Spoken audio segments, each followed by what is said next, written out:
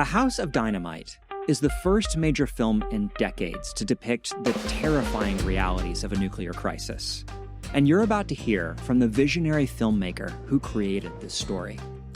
Now, if you know anything about national security, a typical Hollywood treatment can be difficult to watch.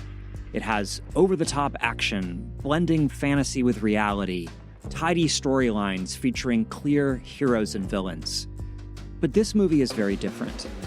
Leading nuclear experts are calling A House of Dynamite the most realistic depiction ever of the brutal timelines and impossible dilemmas created by nuclear weapons. It's a film that deserves to be screened in the corridors of power, and it raises serious questions. Its director is Kathryn Bigelow, whose Oscar-winning films like The Hurt Locker and Zero Dark 30 have made her the preeminent storyteller of the post-9/11 U.S. national security state. And its screenwriter is Noah Oppenheim, the acclaimed writer and former journalist who joins me today. In our conversation, we discuss war, politics, and filmmaking in an age of growing nuclear danger. I'm Jon Bateman, and this is The World Unpacked. Noah Oppenheim, welcome to the show. Thanks so much for having me. I appreciate it. You've been part of high-end show business for a while now. You ran NBC News, you ran The Today Show, you wrote an Oscar-winning film, you've been palling around with Idris Elba, but you have not been on the World Unpacked podcast. So I just want to ask, how does it feel? It feels like I've really made it finally, and I'm grateful to be here. And that description of my life is very, it just sounds very foreign to me. I love the term high-end show business. That's great. Well, this is high-end podcasting. I'm a classically trained podcaster, actually. And, but we're here to talk about a very serious topic, which is nuclear war. You have written a remarkable new movie called A House of Dynamite, and it's about nuclear crisis decision-making. There's so many different angles for us to take here about the nature of these crises, the filmmaking process itself. But I just want to start with this question of why now? By my count, the last time somebody made a movie of this ilk was 1995, Crimson Tide. Which is a great movie. And then, great movie. And then to the real classics, the heyday of this kind of crisis decision-making movie was in the mid-1960s when we saw Dr. Strangelove, Failsafe, two favorites of mine. Yes. So we're decades out of that. People have not been telling these stories. Why now? So that is precisely why now. It is because Kathryn Bigelow, who was the director of the film, felt like it was time to push this topic back into the spotlight and hopefully renew a conversation about it.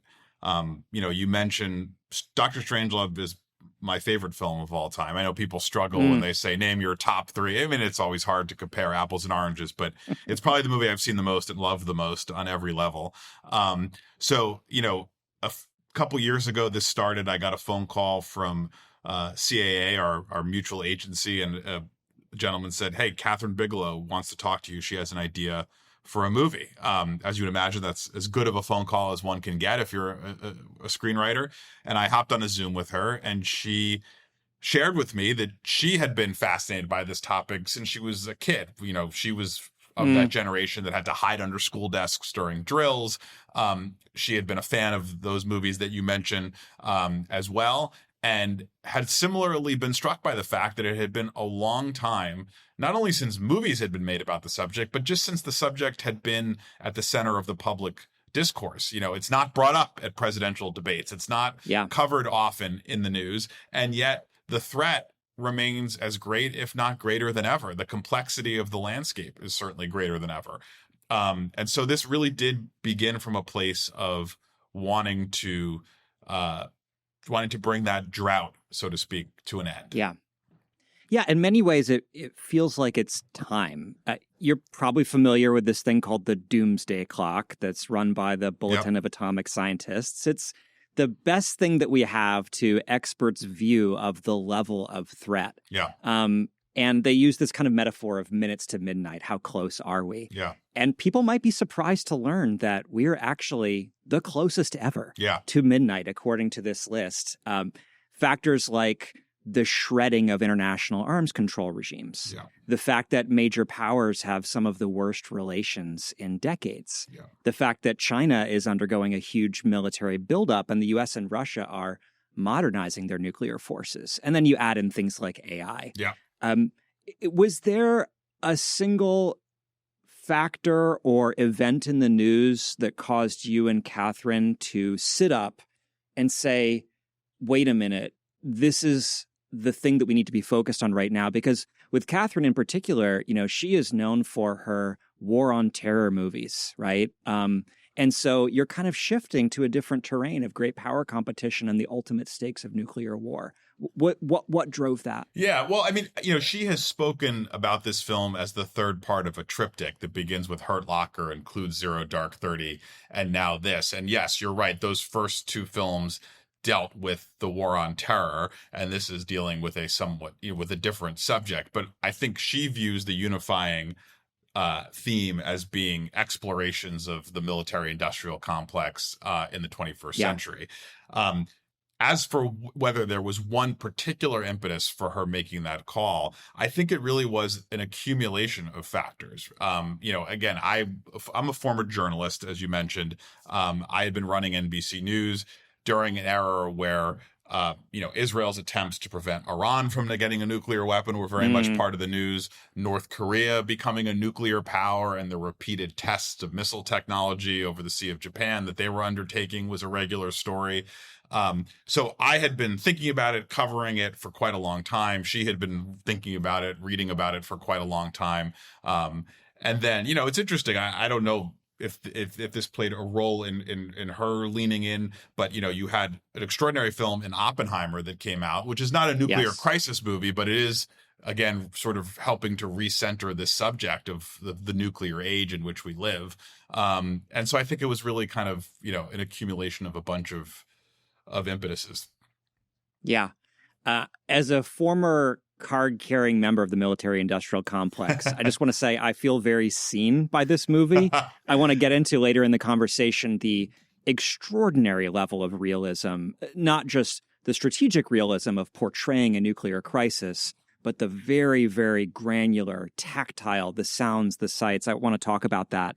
But one more question about the development of this movie idea. Because when I think about the nuclear movies of the past, and setting Oppenheimer to one side because it's a little different, you could kind of separate them into two categories.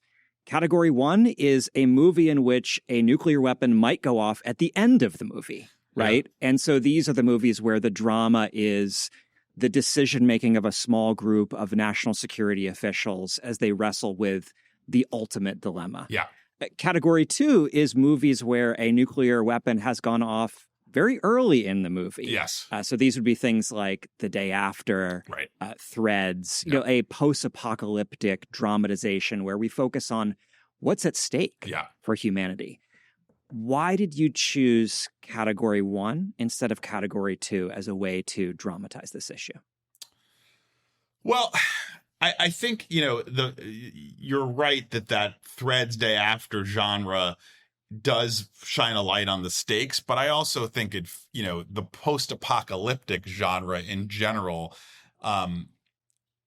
it's not as pointed for me in terms of drawing attention to the issue because, you know, there's the zombie apocalypse, there's the alien invasion apocalypse, there's the nuclear apocalypse, and the qualities of those worlds tend to blend together on some level. It often is stories of communities trying to kind of eke out life in the aftermath. And it's not as specifically to me about the nuclear threat. So, you know, if you're going to tell a story about the nuclear threat, we wanted to be as kind of pointed as we could.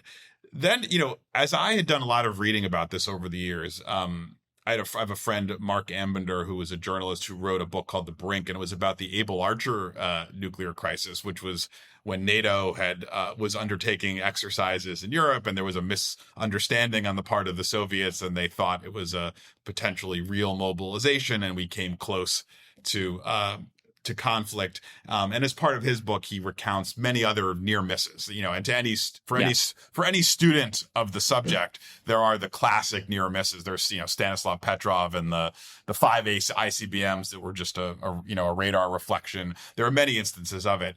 And it occurred to me that, one thing that hadn't really been fully explored is we're so close. It's like, it's almost miraculous that this hasn't happened already when you read about how close we've come before. And it seems like all it would take would be one domino to fall. And then this whole system kind of kicks into gear and sends us barreling towards the apocalypse. And so that idea of just the first domino, one domino falling, one missile, one person, either by accident or miscalculation or malevolence, sends one missile, and then what happens? It just seemed like a ripe way to tell the story. So that brings us to the plot or the premise of your movie. No spoilers here. I'm a hardliner when it comes to spoilers. I'm like the Andropov of spoilers, so we're not going to go there. Yeah. But we can tell the audience that the basic structure of your movie is that a single intercontinental ballistic missile, presumably armed with a nuclear warhead, is launched from somewhere in the Pacific by an unidentified party. Yes. And it has a trajectory of falling into the United States, is what's predicted. Great. This then triggers a clock. Yes. And the everyone in the movie, the members of the military-industrial complex, all the way up to the president, have under 20 minutes to figure out what's happening, why it's happening, and how they could respond, whether that's by stopping the missile or by somehow retaliating.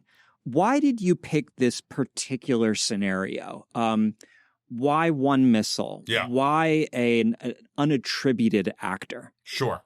So I'll answer the second question first, which is we wanted to explore the system and we wanted to examine the threat that is the entire sort of nuclear apparatus. If you assign blame or responsibility, I believe, to one actor, if this becomes a movie about the Russians firing missiles at the United States or the North Koreans, then that's what the movie's about. Then people walk out of the theater and the takeaway is the bad guys are the Russians or the bad guys are the North Koreans. And that's the problem we somehow need to solve. I think both Kathryn and I wanted to ask a different question, identify a different problem, which is the entire nuclear apparatus. And so that's one thing. The second thing is that, in talking to experts, we do have a pretty great system of identifying when an ICBM is launched anywhere on the planet. But like any system, it's not foolproof. The DSP satellites that, we mentioned, in the film, the DSP satellites miss the launch, but then it's picked up by secondary measures. Those satellites are fairly reliable, but we know now more than ever that our satellite infrastructure is arguably the most vulnerable part of our cyber infrastructure. And so the idea that a bad actor could interfere with those satellites felt interesting to us dramatically. And then you get to this question of sea-based launch capabilities. And it sort of seems obvious when you say it out loud, but you don't often think about it. If somebody were to launch weapons from a submarine, there really is no way to know whose submarine it is. I mean, definitively. I mean, that's the nature of a sub-based launch, is that there's some ambiguity around who's responsible. And so all of that felt like, if you're going to try to build a more interesting, nuanced, complicated scenario, that those all felt like good ingredients. Yeah, I think that's right. And, maybe an unattributed launch, a single missile by an unknown actor, maybe that isn't the most likely scenario, but in some ways it's the one that focuses our attention on the structure of the problem. When I was watching the movie, one of the words that kept coming to mind to me thematically was humbling. Yeah. At the opening shots of the sequence, there's a kind of buildup of this awe-inspiring military-industrial complex with this 24/7 watch floors, satellites surrounding the globe, incredibly competent, practiced national security officials who have gone through their reps, their sequences. They know every move to make. Yeah. And technology beyond belief. And as the movie goes on, these systems start to buckle under what is an impossible set of dilemmas And really, the situation itself is kind of the villain of the movie. Yeah. Is that fair to say? Absolutely. I think it's very, very well put and astutely observed. I mean, so much of this is about our effort to impose the illusion of control over what is ultimately a force that is uncontrollable.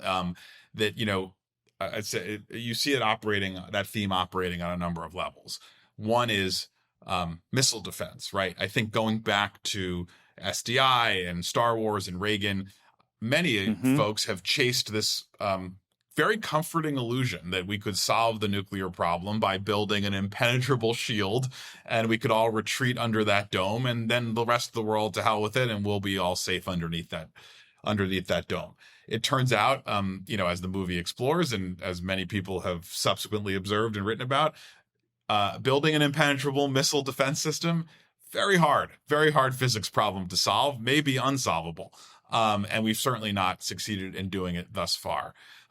Similarly, we have all of these handbooks and processes and plans for what is an unimaginable scenario that, if somebody launches a world-destroying weapon our way, there are these, literally in many cases, books, binders that these folks have been trained to open up and turn to page 1 and go through the steps. And I think that there's a comfort in that, because it's like, okay, and I know what to do if this happens. But I think that it may be a false comfort, because no process is perfect, no technology is infallible, and all of it relies ultimately, at the end of the day, on human beings. And those human beings do rehearse, do practice, but on the day that it actually happens, maybe they didn't get enough sleep the night before. Maybe they're fighting with their wife. Maybe their kid is sick. Maybe they're hungover. Yeah. And there's no way to perfectly account for those kinds of variables. Okay, couple rich topics to dive into here. First of all, missile defense.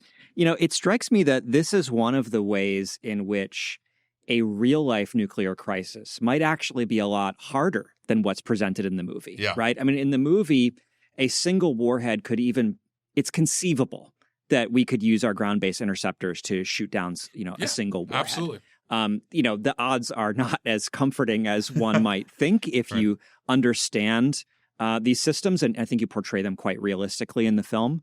But actually, if the United States were under attack by a large wave of missiles from Russia or China, there's no sense in which the expert military planners believe that these systems would protect us. And yet, the Trump administration is actually doubling down on this. Trump has announced what I think he calls a golden dome for America, invoking the kind of brand of the dome brand that people associate with Israel. He's spent a lot of money on that.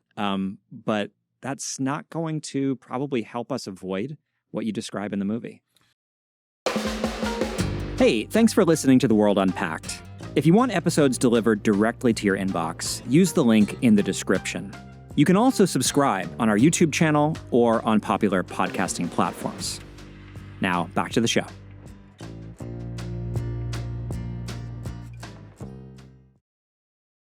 I could say our current system of ground-based interceptors, we have left fewer than 50, so in the entire arsenal. So to your point, if there were ever a wave of warheads heading our way, if the system worked perfectly, we could only knock down 50 of them. So you're correct. We do not have an adequate shield or intercept system today. Whether one can ultimately be built, whether a golden dome is achievable, I don't know.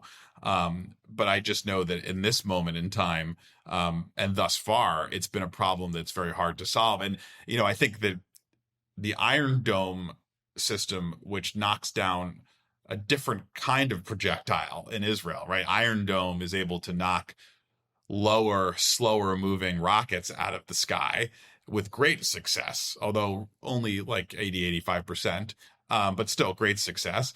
And I think that has led people to believe that, this is easy. They could do it there. But those, like I say, those weapons are moving much slower, lower altitudes, and the ICBM threat is much, much more difficult to counteract. And to your point about, Star Wars in the 1980s, that was a period where nuclear technology was more well known to the public, where, a presidential candidate might have gotten on a debate stage and actually made a technological or strategic critique of missile defense. Yeah. And Americans might have been prepared to have that conversation. Right now we're very far away from that. Hopefully your movie will do something about that. I wanted to return to this issue of the human element. This is very effectively dramatized in the movie. One thing that you do is you show characters who are very well prepared. They've trained 1,000 times, but never before the real thing. And so we see them almost bargaining with reality. This must be a drill. This must be a false signal. I'm sure the missile defense will work. Someone will take this problem away from us. And then as those hopes fade away, very human responses, praying, sweating, vomiting, freezing, calling your family. Walk us through how you think a real human being might respond in what I would say would be the most profound moment of danger in human history, a true hinge of humankind. For sure. That no human has ever faced before. For sure. How would someone respond to that? I think in as many ways as there are types of people in the world, I think everyone would respond differently. But I think that, to your point, it's a scenario that the human mind fractures in any attempt to wrap itself around. I don't think it's within our capability to understand the end of the world, the end of mankind, the end of civilization. And so I think any range of responses is entirely rational. I don't think there is an irrational response to an irrational situation. And this is precisely that. I mean, I would not blame anyone for walking out. I wouldn't blame anyone for abandoning their post to spend the final moments of their life with their family. I would admire those who stay on duty and try to solve the problem to the end. And I certainly wouldn't cast any aspersions on somebody who just buckles and, collapses in a puddle. I think I don't think any of us can appreciate what it would be like if this were to actually happen. Yeah. You see in the movie, Tracy Letts plays the commander at Stratcom and does such an extraordinary job of it. And, what's interesting, one of the things that I should say was interesting to us is that the people at Stratcom, they rehearse this 400 times a year on average, they told us. So, more than twice a day. And that makes sense, right? It's the same, I guess, it's part of the reason why soldiers train with live fire. It's if you do something enough and you kind of acclimate your body to a situation enough times, you're less likely to panic and you're more likely to stay calm and follow the steps in the process and all the rest. And most of the people in our film do that to some extent. There's not a lot of absolute dereliction of duty because I think these people are very serious, well-intentioned, responsible, smart, and well-trained. And I think we wanted to reflect that. That being said, a couple things. One, while Stratcom rehearses it 400 times a year, the president of the United States, the person who in our system is the only one who has to make this decision in the end, he or she has probably never rehearsed it. And, and all the experts we talked to, we said, how often does the president go participate in a nuclear drill? And they said, pretty much never. The last president who participated in a nuclear drill was like Nixon. I mean, they don't do it. They get a briefing. Stunning. They get a briefing when they come into office about the military aide who follows them with the football and how that system works and what options they're going to see if that nuclear decision handbook is ever opened up and placed in front of them. Most of the presidents who've received that briefing, going back to Kennedy, have walked out of it absolutely appalled, like just horrified by what they heard.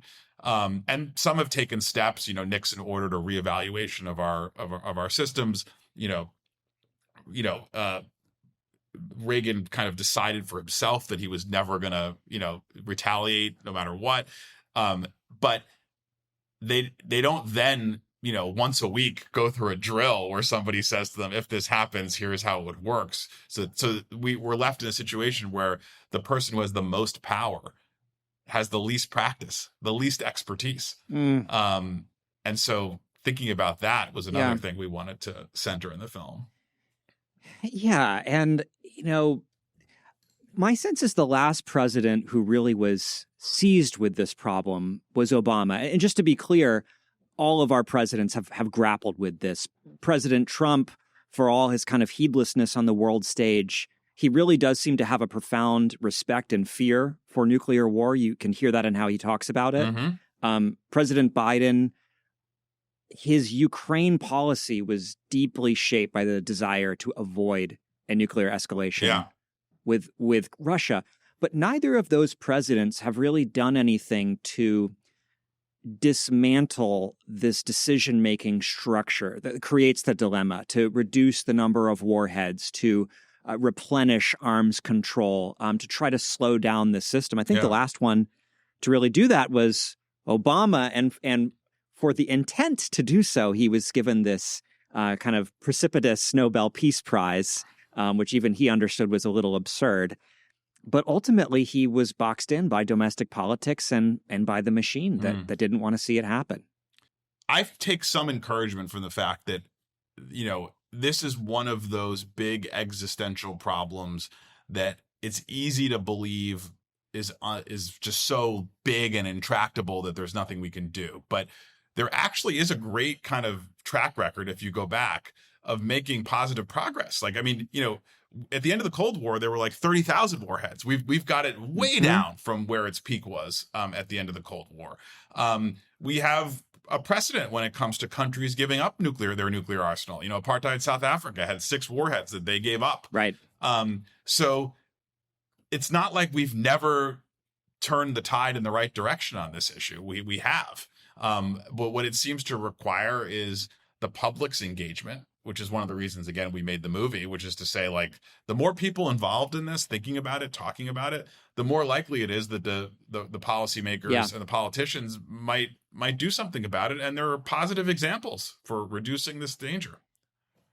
I really appreciate that, Noah, because I think for people of my generation, it's hard to remember that there once was mass politics around nuclear weapons. There was a very significant anti-nuclear movement in the United States, Western Europe.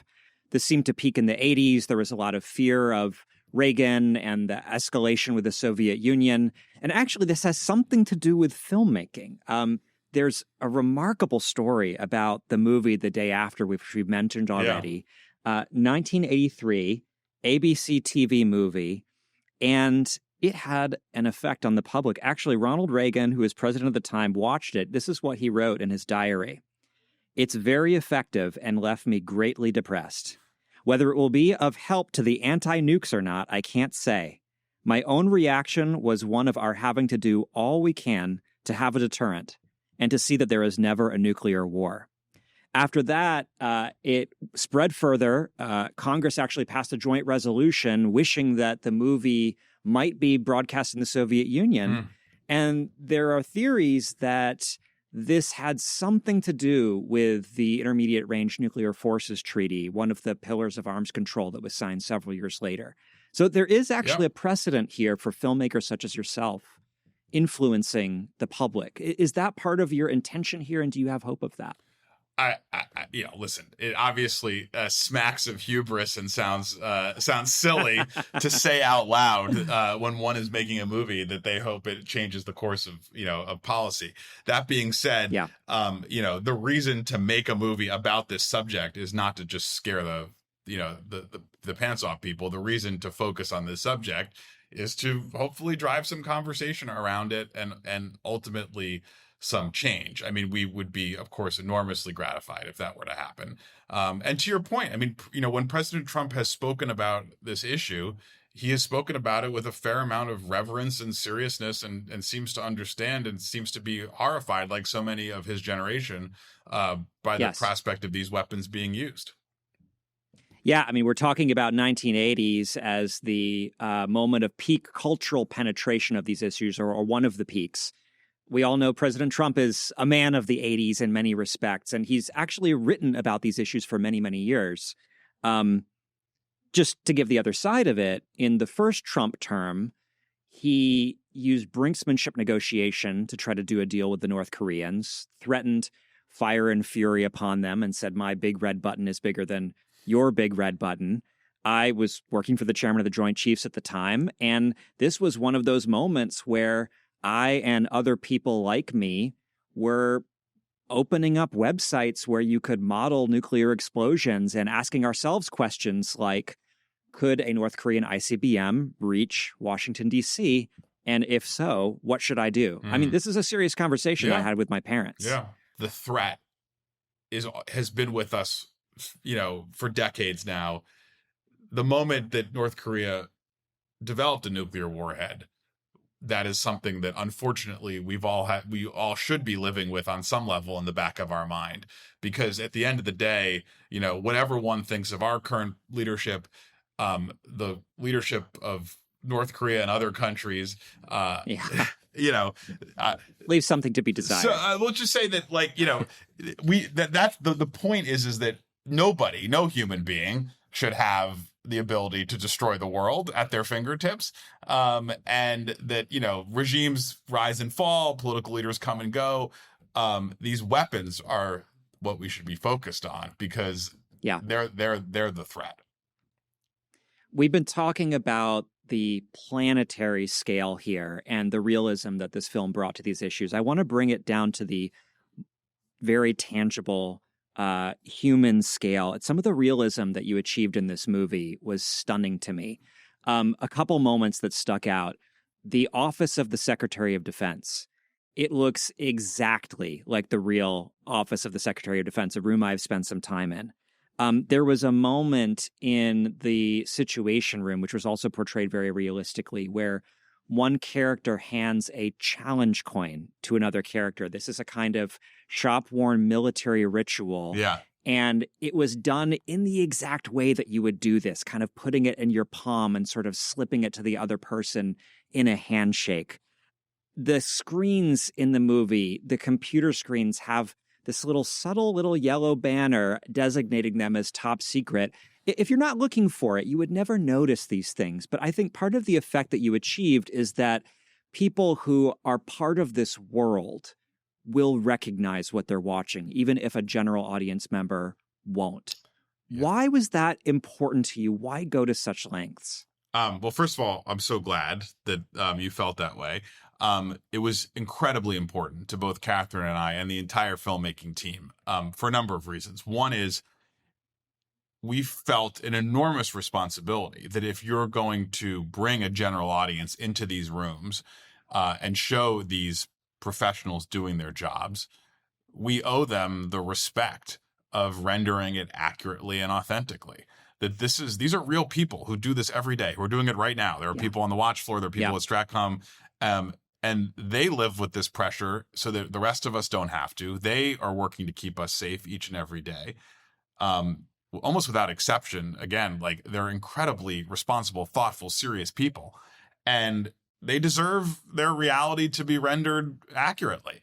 So that's number one. We were fortunate in that we had working with us from the research and writing stage straight through production, people who had been in each of these rooms, worked in these places. So if we're filming in the White House Situation Room set, we had Larry Pfeiffer, who was the former director of the White House Situation Room, on set every day. Kathryn and her production designer named Jeremy Hindle, who's a brilliant production designer, did Severance, just won the Emmy for Severance. They were allowed access to the battle deck at Stratcom. I mean, couldn't take pictures, but part of Jeremy's genius is complete photographic memory. So much so that when we were filming that set, we had several people who had either formerly or currently worked at Stratcom who were with us, some of whom are background extras in those scenes. And when they walked on that set, their jaws dropped. They said, "This is Stratcom," down to the grain of wood. They were blown away by the accuracy. And again, that was important to us. And it was, a testament to Kathryn and Jeremy that those kind of visual details were all gotten right. But it feels like if you're going to tell people this is what those rooms look like, we should get it right. I think one critical piece of the film that bears on what we're talking about that we have not talked about yet, but we have to, is the time urgency of what the characters experience. So from launch detection to landing in the continental United States, I believe the film gives about 18, 19 minutes. Yeah. That's how long it would take in real life. It's such a short period of time that you actually cannot depict it in a feature-length film unless you have some clever structural tricks, which you and Kathryn bring to bear here.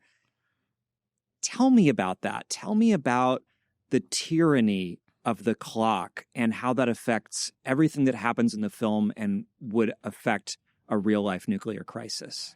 So if you talk to nuclear policy experts, they will tell you that there are two things that scare them most: sole authority and decision time. So, sole authority is this idea that we've alluded to before, which is that the president in the United States has the sole authority to make a decision about the use of nuclear weapons, doesn't need any consensus, doesn't need a vote of the cabinet or Congress or the Joint Chiefs. One guy or woman gets to decide. That's scary in and of itself. The second thing is this idea of decision time that most people don't appreciate. These weapons move so fast. The Pacific launch scenario is a good scenario because you've got that 20 minutes.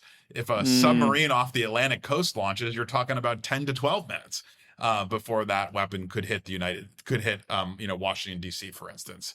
So we wanted the audience to understand that, A, that it's that short of time, 18 minutes, and B, we wanted the audience to experience it on a visceral level, to see what it feels like when 18 minutes unfolds in real time, because it's not enough time to wrap your head around anything, let alone wrap your head around the potential end of the world and be asked to make a decision about it.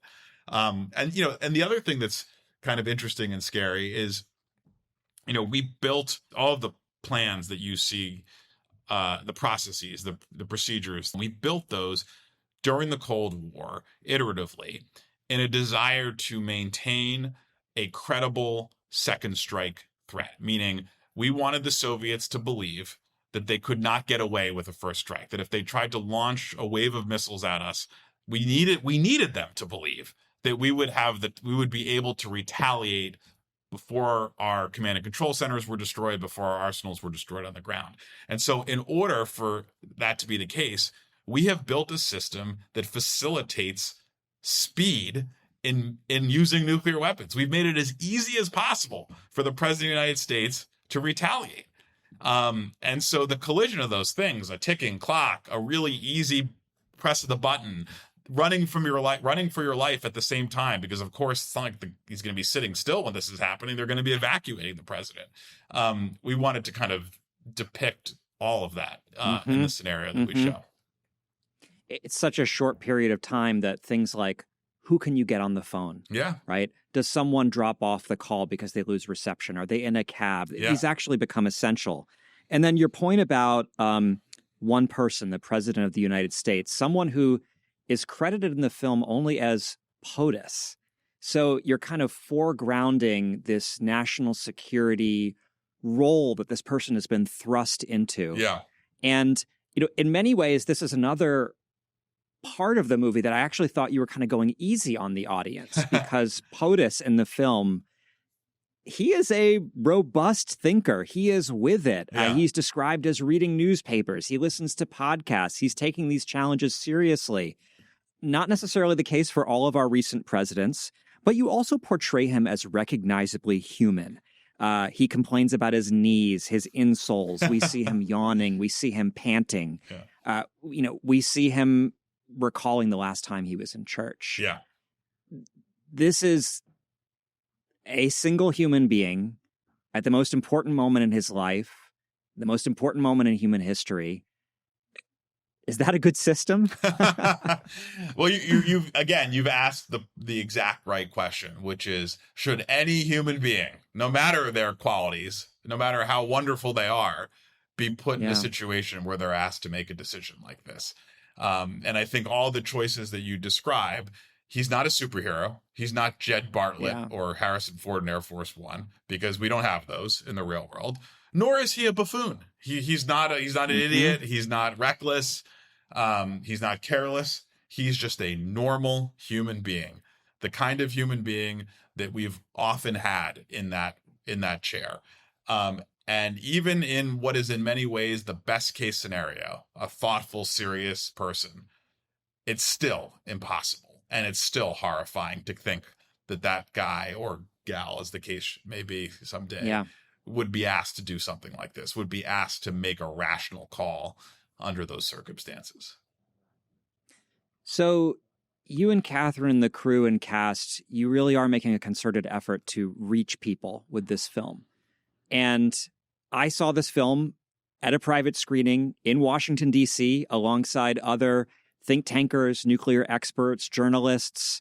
Hopefully you guys are trying to get this film to members of Congress, to senior officials in the executive branch.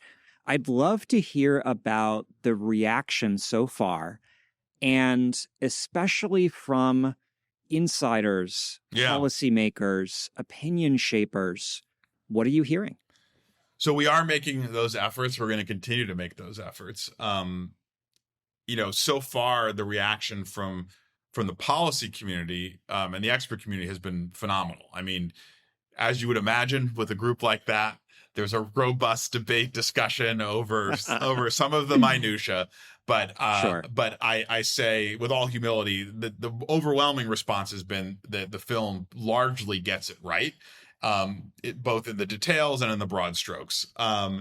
And I love and welcome the conversation about all the rest, because I think, that's part of the fun of making a movie like this is to hopefully generate that kind of dialogue.